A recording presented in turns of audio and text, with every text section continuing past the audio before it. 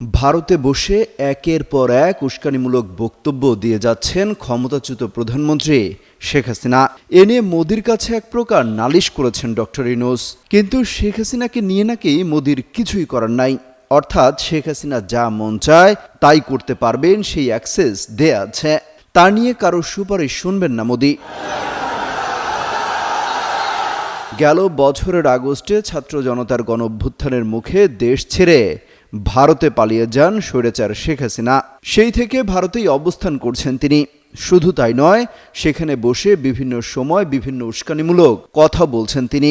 আওয়ামী লীগ সরকারের দুর্নীতি সহ বিভিন্ন বিষয় নিয়ে সংবাদ মাধ্যম আল জাজিরার সঙ্গে ওয়ালটন আবারও মিলিনিয়ার অফারে ওয়ালটন ফ্রিজ কিনে আপনিও হয়ে যেতে পারেন মিলিয়নিয়ার। মিলিনিয়ার ছড়াছড়ি দেশ জুড়ে, এটা শুধু ওয়ালটেনই পারে। বিস্তারিত কথা বলেছেন অন্তর্বর্তীকালীন সরকারের প্রধান উপদেষ্টা doctor Mohammad Yunus. So reform agenda is the most important agenda for interim government. রোববার আল জাজিরায় প্রধান উপদেষ্টার এই ভিডিও সাক্ষাৎকার প্রকাশ করা হয়েছে। সাক্ষাৎকারে আল জাজিরার সাংবাদিক নিয়ে বার্কার শেখ হাসিনাকে নিয়ে প্রধান উপদেষ্টা ডক্টর মোহাম্মদ ইউনূসের কাছে বিভিন্ন প্রশ্ন করেন। তখন তার বিভিন্ন বক্তব্য ও বিবৃতি দেওয়ার বিষয়টি উঠে আসে। প্রধান উপদেষ্টা বলেন, তিনি বিমস্টেক সম্মেলনের ফাঁকে ভারতীয় প্রধানমন্ত্রী নরেন্দ্র মোদীর সঙ্গে বৈঠক করেছিলেন। সেখানে শেখ হাসিনাকে চুপ রাখতে বলেছিলেন, কিন্তু জবাবে মোদী বলেছিলেন তিনি এটি পারবেন না, কারণ ভারতের সবাই সামাজিক যোগাযোগ মাধ্যম ব্যবহার করে, এটি সবার জন্য উন্মুক্ত।